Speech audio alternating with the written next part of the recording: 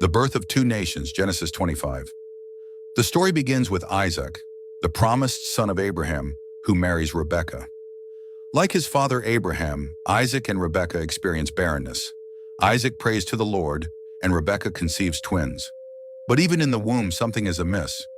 The children struggled together within her, and she said, "If it is thus, why is this happening to me?" So she went to inquire of the Lord. Genesis 25:22. God responds with a prophecy. Two nations are in your womb. The older shall serve the younger.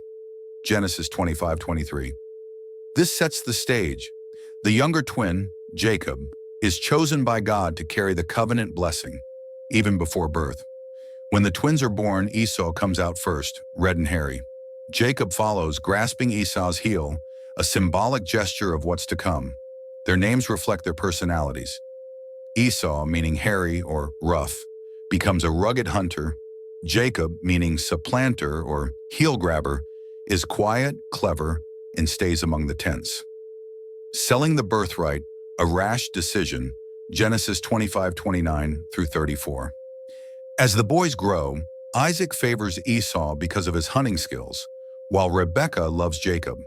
This favoritism will later fuel division. One day Esau returns from the field famished, and Jacob is cooking stew. Esau demands food, but Jacob sees an opportunity. "Sell me your birthright now." Genesis 25:31. Shockingly, Esau replies, "I am about to die. Of what use is a birthright to me?" Genesis 25:32. Jacob makes him swear an oath. Esau swears and sells his birthright, his right as firstborn to the family inheritance and spiritual legacy, for a bowl of stew. Scripture closes this episode with a damning statement. Thus Esau despised his birthright. Genesis 25:34. This is not just poor judgment, it's spiritual blindness. Esau, driven by appetite, fails to value what God values. Stealing the blessing, deception and divine design. Genesis 27. Though Esau sold his birthright, Isaac still intends to give him the final patriarchal blessing.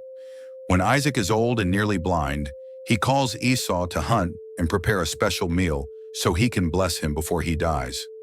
Rebekah overhears this and conspires with Jacob. She instructs Jacob to dress in Esau's clothes, cover his arms with goat skins, since Esau was hairy, and bring a meal to deceive his father. Jacob hesitates. "Perhaps my father will feel me, and I shall seem to be mocking him and bring a curse on myself." Genesis 27:12. But Rebekah is resolute, taking the curse upon herself. Jacob goes to Isaac, pretending to be Esau. Isaac is suspicious. The voice is Jacob's voice, but the hands are the hands of Esau. Genesis 27:22. Ultimately, Isaac is convinced and blesses Jacob with the covenantal blessing, invoking prosperity, dominion, and God's favor. This was the blessing reserved for the firstborn, but now it belongs to Jacob. Esau's anguish and rage, Genesis 27:30-40. Esau returns with his meal, only to discover that the blessing has been stolen. The moment is gut-wrenching. When Esau heard the words of his father, he cried out with an exceedingly great and bitter cry. Genesis 27:34. Esau pleads for a blessing of his own, but Isaac, though moved, can only offer a lesser word. "By your sword you shall live, and you shall serve your brother." Genesis 27:40. Esau is furious and vows to kill Jacob after their father dies. Rebekah hears of this and sends Jacob away to her brother Laban in Haran, fearing for his life. Jacob's journey, fleeing and finding purpose. Genesis 28-31. As Jacob flees, he stops at a place called Bethel. There he dreams of a ladder reaching to heaven, with angels ascending and descending. God reaffirms the covenant originally made to Abraham. "I am the Lord, the God of Abraham your father, and the God of Isaac. I will give to you and your offspring the land, and in your offspring shall all the families of the earth be blessed." Genesis 28:13-14. Jacob arrives in Haran and meets Rachel, Laban's daughter. He works 7 years to marry her, but is tricked into marrying her sister Leah. He works another 7 years for Rachel and 6 more for flocks and wealth. Though Laban deceives him repeatedly, God prospers Jacob. Return and reconciliation. The brothers meet again. Genesis 32 to 33. Eventually, Jacob returns to Canaan, fearful of Esau's wrath. He prays fervently and sends gifts ahead. The night before meeting Esau, Jacob wrestles with a divine figure, possibly an angel or a theophany of God himself, and is wounded but not defeated. He receives a new name, Israel, meaning he struggles with God. When Jacob finally meets Esau, something miraculous happens. Esau ran to meet Jacob and embraced him. He threw his arms around his neck and kissed him, and they wept. Genesis 33:4. Esau, once burning with rage, now shows forgiveness. Though they eventually part ways, the reconciliation stands as a powerful moment of healing. Why did Jacob take the blessing? 1. Divine sovereignty. God had declared before their birth that the older shall serve the younger. Genesis 25:23. Jacob's destiny was already chosen. 2. Esau's disregard.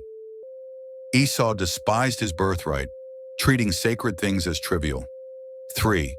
Human deception, divine design. Jacob and Rebekah's deception was morally wrong, but God used their flawed choices to accomplish his purposes. 4. Covenant continuity.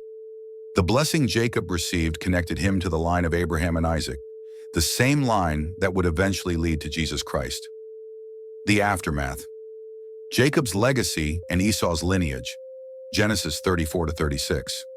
After Jacob and Esau reconciled, their paths diverged significantly. Jacob, now known as Israel, would go on to father 12 sons, the patriarchs of the 12 tribes of Israel. But what of Esau? Esau settled in the region called Seir, which would later be known as Edom. Genesis 36 provides a detailed genealogy of Esau's descendants, highlighting his influence and prosperity. Though he lost the covenantal blessing, Esau was by no means destitute. Esau took his wives, his sons and daughters, and went to a land away from his brother Jacob, for their possessions were too great for them to dwell together. Genesis 36:6-7. Esau became the father of the Edomites, a strong nation that would dwell near, but often in conflict with Israel for centuries. This fulfilled God's prophecy that two nations would come from Rebekah's womb, and that they would be in constant tension. Edom versus Israel, a sibling rivalry turned national. The rift between Jacob and Esau did not die with them. It was inherited by their descendants. As the Israelites left Egypt generations later, they sought safe passage through Edom's territory. But Edom refused. "Do not pass through us, lest we come out against you with the sword." Numbers 20:18. This act of hostility echoed the original tension between the two brothers. God would later judge Edom for its aggression, and several prophetic books, including Obadiah, Isaiah, and Ezekiel, condemn Edom's pride and violence against Israel. "Because of the violence done to your brother Jacob, shame shall cover you, and you shall be cut off forever." Obadiah 1:10. Thus, the personal story of Jacob and Esau became a national drama, with ongoing enmity and divine judgment interwoven into Israel's prophetic literature. God's sovereignty and human struggle. The story of Jacob and Esau is not merely about two brothers. It's about how God's will overrides human convention, how the younger can be chosen over the elder, and how flawed people are still chosen to carry divine purpose. Jacob deceived, ran, and struggled. He was not morally superior. In fact, his name, Jacob, symbolized deceit. Yet God chose him. Why? Because God's election is based not on merit, but on his purposes and promises. The Apostle Paul would later reflect on this in the New Testament. Though they were not yet born and had done nothing either good or bad, in order that God's purpose of election might continue, not because of works, but because of him who calls, she was told, "The older will serve the younger." Romans 9:11-12. This doesn't mean that God is arbitrary or unjust. Rather, it shows us that his ways are higher than ours, and that he uses the weak, the broken, and the unlikely to fulfill his plan. Jacob's transformation, from schemer to servant. Jacob's journey didn't end with the stealing of the blessing. He spent 20 years in exile, serving Laban, being deceived himself, and raising a large family. His greatest transformation occurred when he returned to Canaan and wrestled with the angel at Peniel.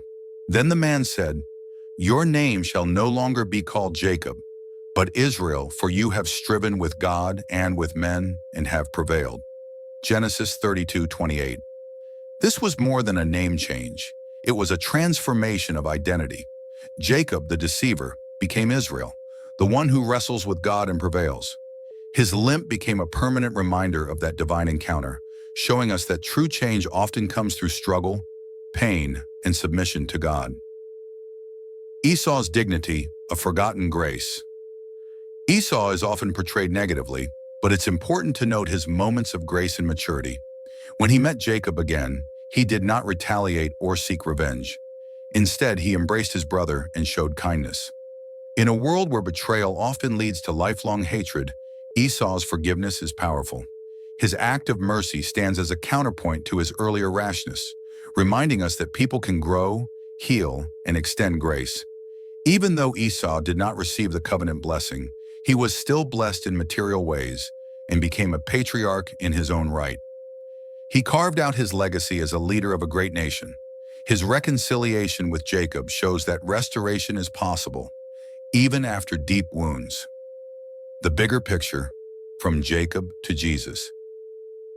The story of Jacob and Esau is more than ancient history. It is a prophetic shadow of God's redemptive work through history. Jacob becomes the father of Judah, from whom comes David, and ultimately Jesus Christ, the Messiah. Jesus, the ultimate fulfillment of the promise to Abraham, carries the covenant forward, not by deception, but through sacrifice. Where Jacob schemed for a blessing, Jesus gave up his glory to bring blessing to others. This reversal continues the theme. God lifts up the humble, exalts the weak, and fulfills his plans through unlikely vessels. Lessons for today. From beginning to end, Jacob and Esau's story teaches us enduring truths. 1. God's plan is not always linear, but it is always sure. Even when human sin complicates things, God's purposes prevail. 2. The choices we make today impact future generations. Esau's disregard for the birthright had consequences that lasted centuries. 3. Reconciliation is possible. No matter how broken a relationship is, forgiveness can triumph. 4. Our past doesn't define us. Jacob's transformation into Israel shows that God can redeem and rename anyone. 5. Blessing is not about favoritism or manipulation. It's about walking in God's calling. What God ordains, no man can undo. Jacob and Esau's story is not just a tale of sibling rivalry. It is a mirror into our own souls, a story of striving, failing, hoping, and healing. It's about how we often reach for blessings in our own way and how God's mercy reaches us despite our mess. So whether you're like Esau, prone to impulsive choices, or like Jacob, tempted to control your own destiny, remember this: God sees you, He has a plan for you, and He is able to bring beauty from your brokenness. Their story ends not in bitterness, but in embrace. And that's the gospel, that even those who've warred against each other can be reunited by the hand of God. PM final reflection: Jacob, the heel grabber, the deceiver, becomes Israel, the patriarch of a nation. Esau, the strong and impulsive, fades into the periphery. Their story is about more than sibling rivalry. It is about how God's purposes prevail, often through unlikely and imperfect people. The story of Jacob and Esau teaches us that God's plans are not limited by human choices. What we value or fail to value can determine our future. Reconciliation is always possible, even after betrayal.